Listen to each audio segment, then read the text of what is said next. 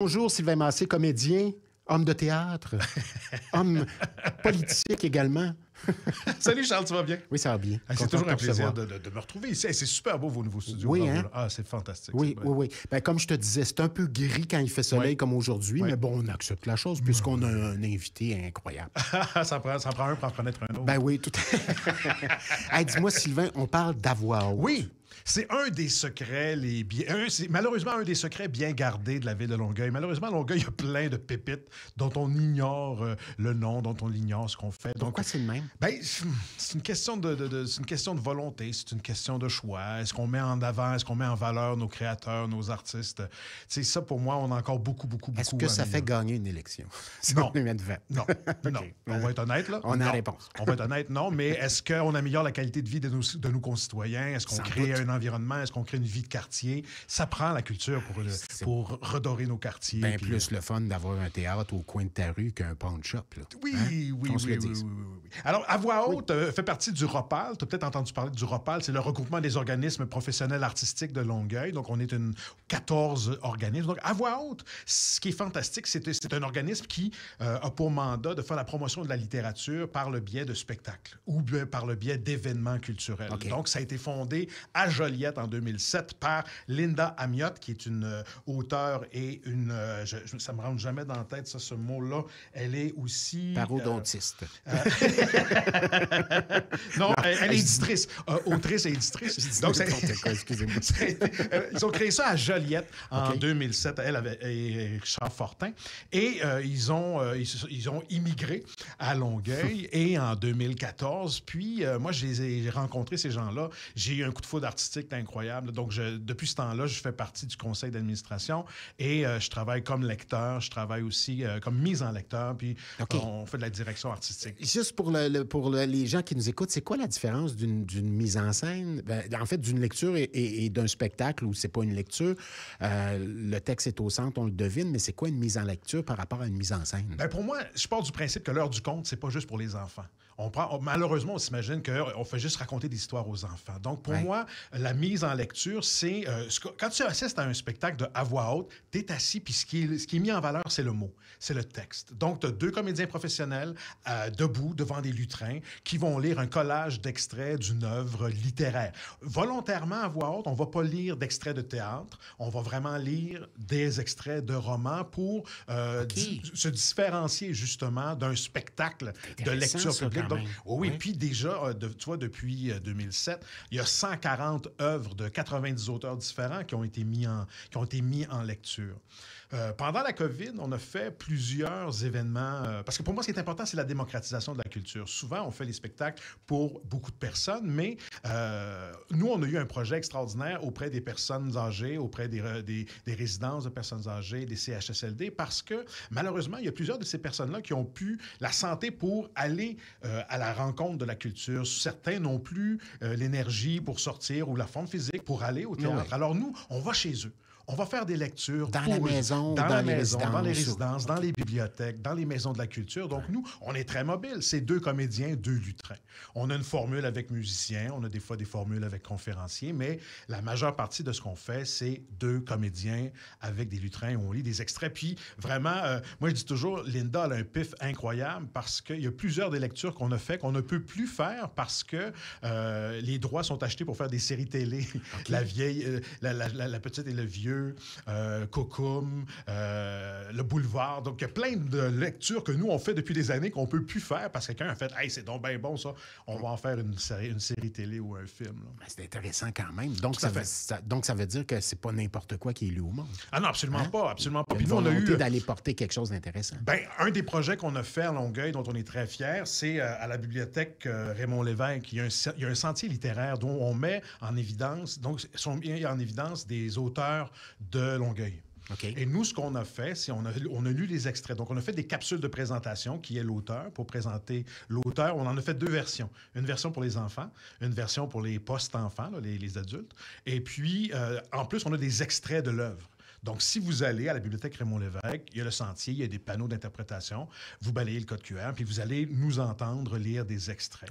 On a fait, pendant la COVID, alors que, toujours dans cet esprit de démocratisation, on a fait une série qui s'appelait « Un livre à l'oreille ». Donc, les gens qui ne pouvaient pas se déplacer appelaient.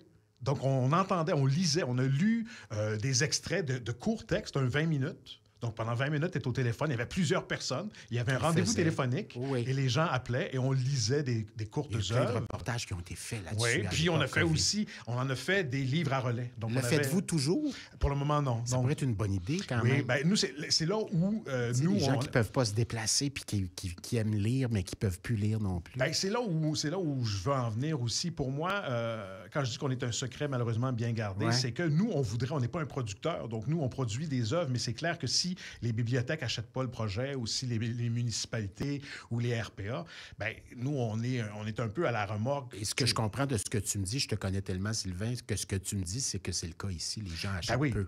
Bien, malheureusement, c'est ça. Donc, nous, on a eu un projet qui était fantastique avec l'entente de partenariat régional où on a lu 4 textes. On a lu 5 textes de 5 auteurs. Donc, on avait Arlette Cousture, on avait Patrice Godin, on avait Linda Amiot, justement.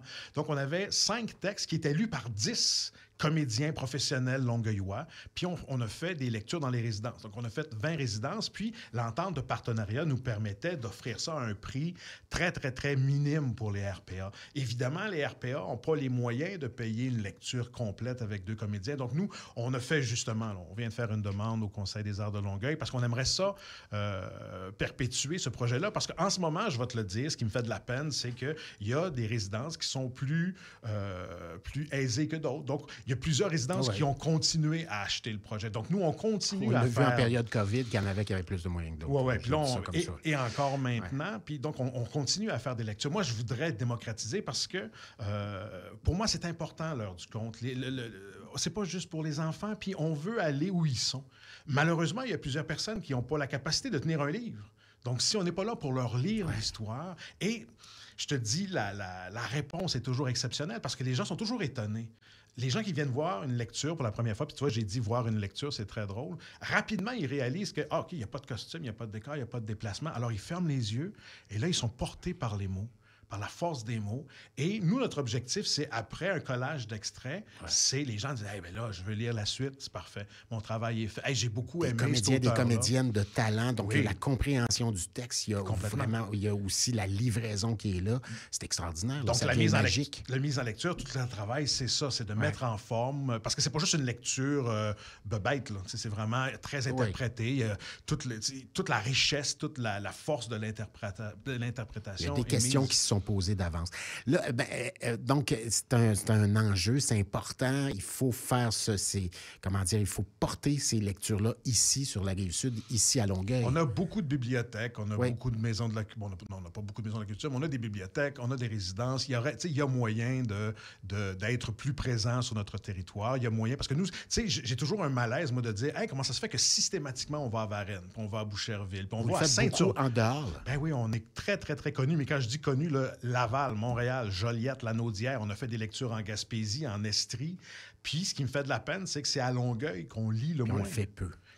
Et on a beaucoup de partenariats aussi avec Métropolis Bleu. Il y a le Festival international qui s'en vient. Donc, nous, on a fait beaucoup de balados. Pendant la COVID, on a commencé à faire des balados. Puis, depuis ce temps-là, on continue. Fait que si vous êtes intéressé à entendre le travail qu'on fait par le biais de Métropolis Bleu, les balados, vous allez voir. Puis on a fait des séries magnifiques. Il y a des sentiers littéraires, on a beaucoup. Il y a des collections qui sont extraordinaires. Par exemple, on a fait une collection sur les gins. Donc, ils ont demandé à des auteurs de certaines régions. Les gins qu'on boit, pas les gins de Victor Hugo. Là, non, tu as raison. Mettons kilomètre 13 au Saguenay. Okay. C'est un auteur du Saguenay qui a écrit un texte inspiré du kilomètre 12, ce gin du Saguenay. Puis ça a été lu par Louise Portage. C'est intéressant quand même. Non. Oui. Fait que nous, on est... si vous avez une bonne idée qui implique la littérature, qui implique la mise en valeur de l'écriture, des auteurs, de la littératie, ben nous, ça va nous faire plaisir. Tout est permis. Je t'ai entendu parler du Salon du livre au Sillon. Ben nous, on a fait, à un moment donné, ils nous ont demandé de lire des extraits d'auteurs de chez eux. Donc, ils avaient nommé une liste d'auteurs. Notre Linda a fait des choix, puis elle a choisi des textes. Et nous, on a lu des textes de ces gens-là. Bon, en cours d'entrevue, on me dit, rappelle une fois de temps en temps à qui tu parles. Il s'appelle Sylvain Massé, comédien, évidemment homme de théâtre, mais surtout, on parle d'à voix haute, puis je donne tout de suite l'adresse. Spectacle au pluriel à voix haute.com, vous voulez en savoir davantage. Spectacle à voix haute, tout simplement. Je voudrais que tu me parles du Conseil des arts, d'une part. Le support accordé par le Conseil des arts, ça a l'air de quoi? Bien, nous, tu vois, le Conseil des arts aime beaucoup ce qu'on fait, mais malheureusement, on n'a pas le financement adéquat pour nous soutenir.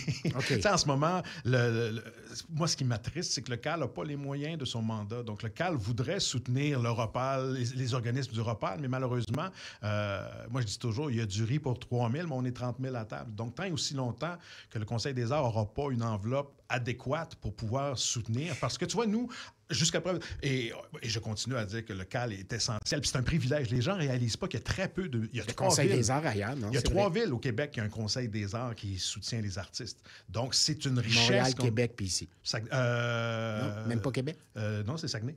OK.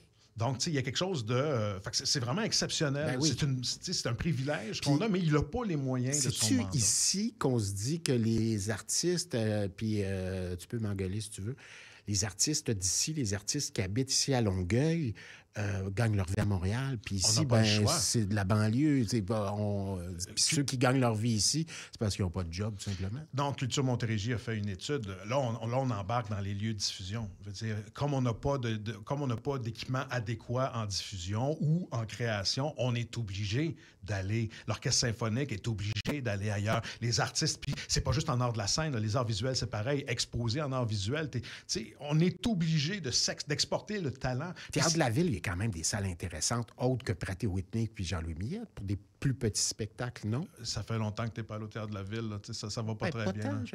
Ouais, ça va pas très bien. Là, parce que tu vois, le Théâtre de la Ville, ils n'ont plus de bureau administratif. Oui, ça, je sais. Bon, et ils ont perdu un de leurs studios. C'était un haut lieu de la création. Okay. Fait qu'ils ont perdu un de leurs studios. Là, en ce moment, ils cherchent un nouveau lieu. Ça va pas bien. Pour moi, que Longueuil soit la 5e ville en importance au niveau des infrastructures culturelles, ça paraît pas du tout. Tu étais très présent. Tu es allé souvent au Conseil de ville, entre autres. Puis tu attendais des nouvelles parce que la dernière entrevue, c'était ça. Tu dis, j'attends des nouvelles de leur part. En as-tu eu? Oui, le projet de complexe culturel est mort. Ça n'existe plus. On n'a plus de projet de complexe culturel. On me dit qu'on a d'autres... Plus dans le PQI, si on le sait. Fait que là, on nous dit qu'on a d'autres projets, mais... J'avais fait une entrevue avec la mairesse. Il y avait une étude de faisabilité qui se faisait pas loin du pont Jacques-Cartier, pas loin du métro Longueuil. En avez-vous su davantage? C'est pas concluant. Oui, c'est pas concluant. En ce moment, s'il n'y a pas un privé qui embarque, malheureusement, là, nous... moi, ce qui me désole le plus... Pour faire un théâtre de l'Étoile 2, là, Manuvie 2, c'est intéressant? Absolument pas. Ouais, absolument pour pas. Les gens de Longueuil, ils trouver quelque chose de spécial. C'est parce que sinon, on veut un pluridisciplinaire. On veut quelqu'un qui va faire pas juste de la variété, puis de l'humour, puis qui va faire de la danse de création, qui va faire du théâtre jeunesse, qui va faire du théâtre un peu... Qui font leurs frais ici à Longueuil. Moi, je suis allé à souvent des shows de danse contemporaine, de musique, etc., puis c'était plein, là. Tout à fait. Oui, tout à fait. Mais moi, ce qui me désole le plus, c'est qu'en ce moment, Longueuil n'est pas la locomotive culturelle de la Montérégie. On est loin derrière Saint-Jean, Sorel, Saint-Hyacinthe, Belleuil. T'sais, moi, je vis un profond malaise parce que c'est quand même Longueuil, techniquement, la métropole de la Montérégie, mais c'est plus nous, la locomotive culturelle. Donc, on est vraiment très, très en retard par rapport à Laval qui a fait des grandes annonces, Gatineau récemment. Donc, nous, on est vraiment à la traîne. Et fait que moi, je trouve, encore une fois, je reviens au Conseil des arts, il fait un travail exceptionnel, mais il n'y a pas les moyens de soutenir adéquatement. Puis, dans son mandat d'attirer des artistes et des créateurs et des organismes de l'extérieur, c'est un peu malaisant parce qu'une fois qu'on les a attirés, puis viens voir comment c'est fantastique chez nous, mais by the way, on n'a pas de structure puis on n'a pas les moyens de te soutenir. Oui, ça a le mérite d'être clair. Oui, mais pour moi, je continue à dire, Dieu merci, on a le Conseil des arts qui soutient, qui fait un travail exceptionnel avec l'enveloppe et l'équipe qu'elle a, là. Merci, Sylvain Massé. Merci. Puis spectacleavoixhaute.com. Spectacle au pluriel, avoixhaute.com. Une petite lecture, une belle lecture chez vous, pourquoi pas? Ben oui, on ferait ça. Ben oui, on peut le faire pour des événements bénéfices. Écoutez la voix de cet homme-là, c'est beau. Puis on a une belle équipe. On a une soixantaine d'artistes. Tu veux mourir. Il te raconte une histoire. Après ça, Merci, Sylvain. Merci à la prochaine. Bonne chance à toi. Merci.